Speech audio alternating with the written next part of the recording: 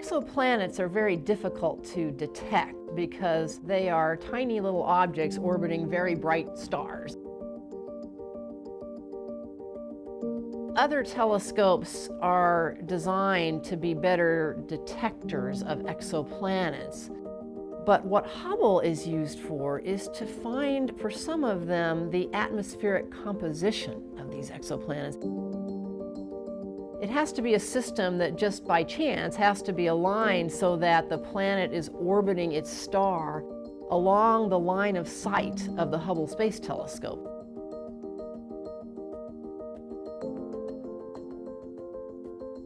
For doing a lot of the exoplanet observations, you have to catch what's known as a transit. One, the orbit of the exoplanet has to be such that it's going to go between you and the star it's going around.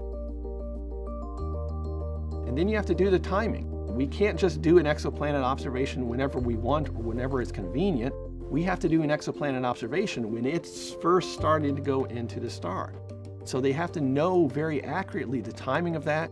We have to schedule it ahead of time. This is not something that Hubble can get around to when it wants to. We have to say, no, at this point in time, on this date, you have to be pointed here and you have to be looking here.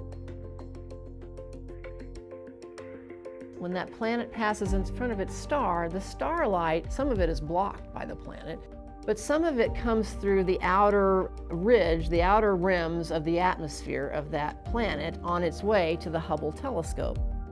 Some of that light is absorbed by whatever is in that atmosphere, and it is absorbed at very particular frequencies that correspond to the atoms and molecules that are in the atmosphere of that exoplanet.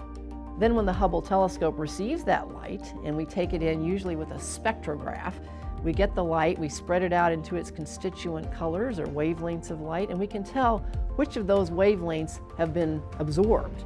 And that tells us by the pattern of spectroscopy what are the elements and molecules that are found in the atmosphere of that planet.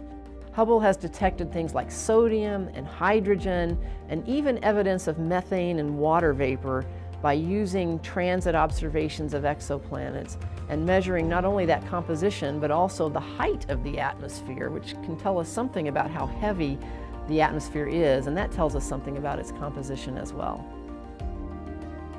Hubble was the pioneer in doing that, and now other observatories are also using the transit technique to analyze the atmospheres of exoplanets.